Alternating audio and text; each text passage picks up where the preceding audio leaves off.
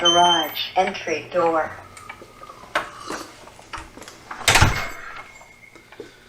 So you ever been working on something and just have that one project kind of snowball into another, into another, into another? Let me show you what's going on and give you a little update with the D100.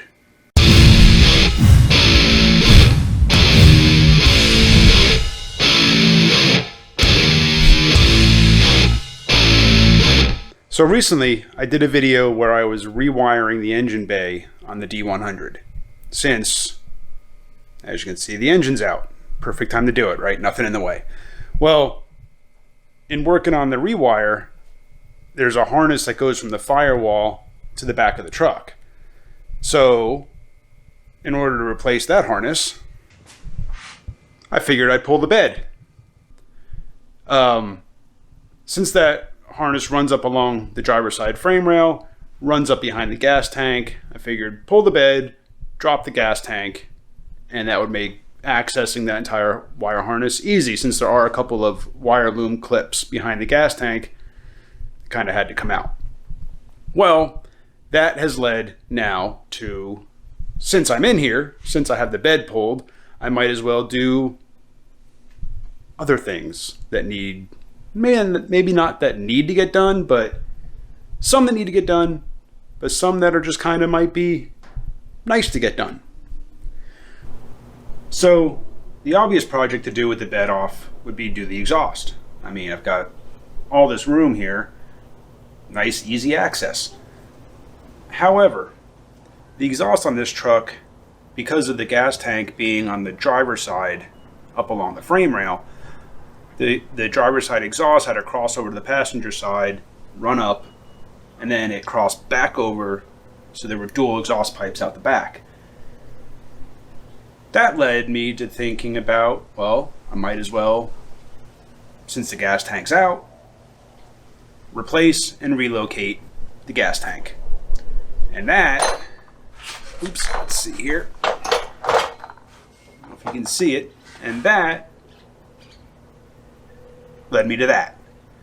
That is a gas tank out of an '84 Ramcharger.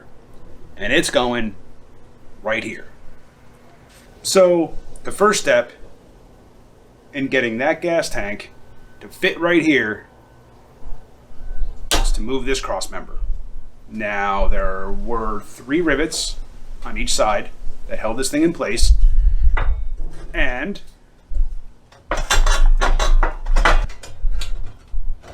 it's going to go right there. All I'm going to do is re-drill these holes in the cross member from the old rivets through this existing hole in the frame rail. So I just got to make that hole a little bit bigger, add a hole to the bottom of the frame rail, and then I can screw this cross member in.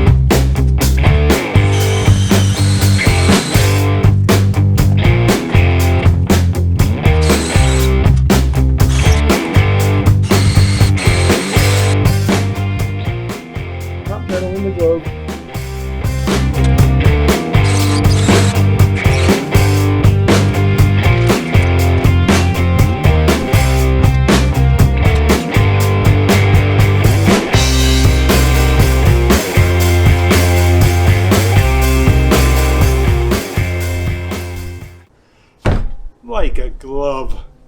Now, be fair, I've already tested this before. So now that I got the rear cross member in, I know basically where the gas tank's got to go. I have a piece of angle here that I'm going to cut down, and I'm going to attach on the inside of the frame rails at the front edge of the tank, and that's going to give me a place, one, to keep the tank from coming up, and also give me a place to attach the straps.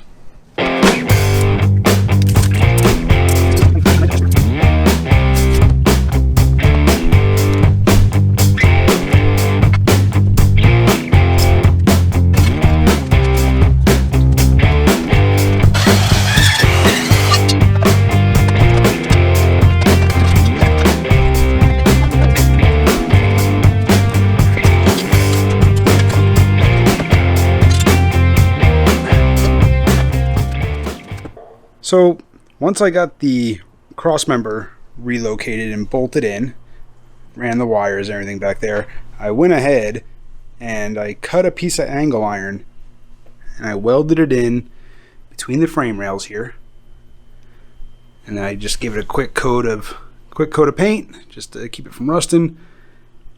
And that gave me the front mount for the tank straps, as you can see right there.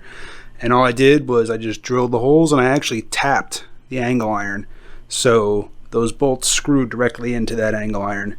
And then for the other side of the tank straps, just got some all thread, drilled through that cross member that I relocated, and used small thread to mount the rear of the tank straps.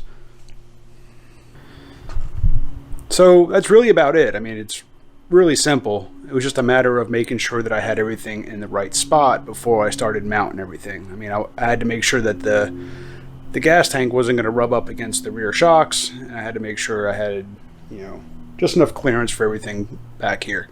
Obviously, I still have more to do. I have a sending unit on order.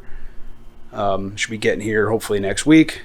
I still have to run the fuel line up along the frame rail here back to the sending unit, and I have to just wire up the sending unit once it gets here, but the wire's already run. And then obviously I have to